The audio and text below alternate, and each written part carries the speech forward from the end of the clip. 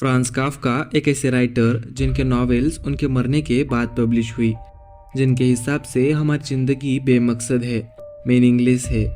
ज़िंदगी इतनी आसानी से समझ में आने वाली चीज़ नहीं है। ज़िंदगी समझ में आना शुरू होने की पहली निशानी है कि इंसान मौत की ख्वाहिश शुरू कर दे। और उनकी ही एक नॉवेल को आज हम समझने की कोशिश करेंगे।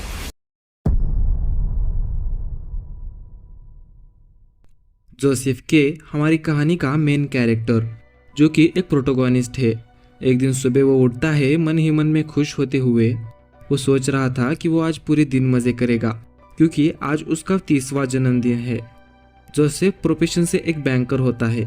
इसी के साथ वो बहुत ही मेहनती होता है और अपनी लाइफ में खुश है। वो उठकर अपने नाश्ते का इंतज़ार कर रहा होता है कि तभी दो लोग बगैर वर्दी के उसके घर में घुसते हैं और जोसेफ को अरेस्ट कर लेते हैं।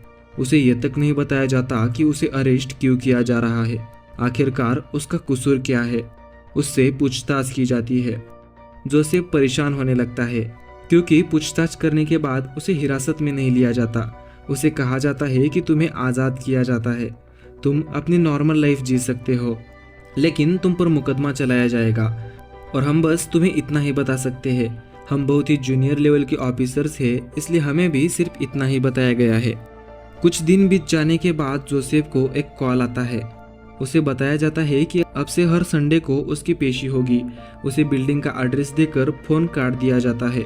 अगले ही संडे वाले दिन वो वहाँ पर चला जाता है, लेकिन उसे याद आता है कि उन्होंने उसे टाइम तो बताया ही नहीं। खैर, फिर भी वो वहाँ जाता है। वहाँ देखता है कि वो बहुत ही गरीबों वाला इलाका था। फ्लैटों में सारे लोग रह रहे हैं, फ्लैट का दरवाज़ा खुला है, बच्चे खेल रहे हैं, औरतें खाना बना रही है। जैसे तैसे करके वो कोर्ट वाली जगह पर जाता है, लेकिन जैसे ही वो वहाँ पर पहुँचता है, एक आदमी उसे बेवजह डांटने लगता है। उसे बोलता है कि यार, तुम कैसे इंसान हो, तुम पूरे 5 मिनट लेट हो। जोसेफ चुपचाप मजिस्ट्रेट के पास जाता है। तब मजिस्ट्रेट बोलता है कि तुम वही वाले पेंटर हो ना। ये सुनकर जोसेफ को गुस्सा आता है। वो कहता है कि कौन सा पेंटर, और तभी तो मैं कह रहा हूँ कि तुम लोगों को गलत फहमी हुई है। तुम लोग मुझे कुछ और समझ रहे हो, तुम बस मेरा समय बर्बाद कर रहे हो। और इसके बाद उस पर एक ट्रायल होता है। ट्रायल होने के बाद वो अपने घर चला जाता है। फिर अगले संडे वो वहीं पर जाता है। वो पिछली बार की तरह अंदर घुसता है। वहाँ पर एक औरत कपड़े धो रही थी। वो उसे बोलती है कि तुम आज क्यों आ गए, आज तो सब बंद है और आज कोई हियरिंग भी नहीं होगी। दरअसल वो औरत काफ्का को सीड्यूस करने की कोशिश कर रही थी। वो कहती है कि मैं आपको इस ट्रायल की जानकारी दे सकती हूँ। तभी वहाँ पर एक लॉ स्टूडेंट आता है। वो कहता है कि ये मेरी बीवी है। वो वहाँ से दोनों को लेकर चला जाता है। जोसेफ से वो कहता है कि चलो, मैं आज तुम्हें इस कोर्ट की टूर कराता हूँ। वो उस बिल्डिंग के सारे ऑफिसेस दिखाने लगता है। तब जोसेफ काफ़ी थक जाता है। उस पर बहुत ही बुरी तरीके से ट्रायल भी हुआ था। तभी उस सिटी में जोसेफ के काफ़ी रूमर्स चलने लगते हैं कि उसे काफ़ी ज़्यादा अक्यूज़ किया गया है। यह बात जोसेफ के चाचा कार्ल तक पहुंच जाती है। जोसेफ की मदद करने के लिए वो उसके घर चले आते हैं। शायद जोसेफ को एक लॉयर की ज़रूरत होगी। ये सोचकर वो जोसेफ को हेराल्ड नाम के एक लॉयर से मिलवाते हैं। असल में हेराल्ड बहुत ही बेकार सा लॉयर होता है और ज़्यादातर समय वो बीमार ही रहता है। उस लॉयर की लेनी नाम की एक नर्स होती है। अंकल लेनी को उस रूम से बाहर जाने के लिए कहता है ताकि वो केस की बातें कर सके। अगली बार वो जब मिलते हैं तब लॉयर उसे बताता है कि ये सारा अदालती स्ट्रक्चर इस तरह से बनाया गया है कि इसे कोई भी डिफेंड नहीं कर सकता है और ये कोर्ट अपनी सारी प्रोसीजर्स पूरी तरह से सीक्रेट रखती है। इसके बारे में किसी को कुछ भी पता नहीं होता है, यहाँ तक कि उसके डिफेंडर्स को भी। अगले कुछ महीनों तक उसे कुछ कोर्ट से कोई कॉल या फिर कोई मैसेज नहीं आता है। तब वो सोचता है कि मैं अपने लॉयर को फरीक कर देता हूँ, वैसे भी उससे मुझे कुछ फ़ायदा तो नहीं हो रहा है।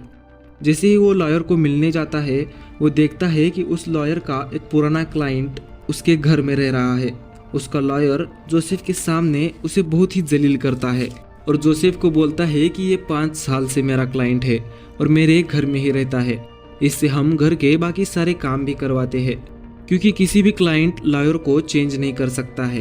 ये सुनकर जोसेफ वहाँ से चला जाता है। कुछ दिन बीत जाते हैं और उसके 31 जन्मदिन को सिर्फ 2 दिन बचे होते हैं। यानी 1 साल से वो इस ट्रायल वाले लूप में फंसा हुआ है। लेकिन तभी वो दो लोग जो उसके 30वें जन्मदिन पर भी आए थे, वो आकर जोसेफ को वहाँ से ले जाते हैं। पिछली बार की तरह इस बार भी उसे बताया नहीं जाता है कि उसे वो कहाँ लेके जा रहे हैं। उसे शहर से दूर एक खदान में ले जाते हैं। वहाँ पर एक चाकू से बहुत ही बेरहमी से जोसेफ का गला काट कर उसे मार दिया जाता है। जोसेफ के मुंह से आखिरी शब्द निकलते हैं, लाइक अ डॉग। वो सोचता होगा कि पहले तो मुझे 1 साल तक इधर उधर घुमाया गया एक कुत्ते की तरह, और अब अंत में मुझे एक कुत्ते की मौत मार दिया गया। एग्जिस्टेंशलिज्म को लेकर काफ्का की ये स्टोरी हमें सिखाती है कि अपनी लाइफ में हम कोई घोर अपराध ना भी करें, तब भी हम एक दिन मारे ही जाएंगे। ये सिस्टम, कोर्ट, ये सब कुछ एक लूप की तरह है। द ट्रायल एक बुरा ख्वाब है, एक ऐसा ख्वाब जो आपको डिस्टर्ब कर सकता है, क्योंकि ये महज एक ख्वाब है। ये जानने के बाद भी आप इसे रियलिटी के साथ कनेक्ट करके सोचते हो।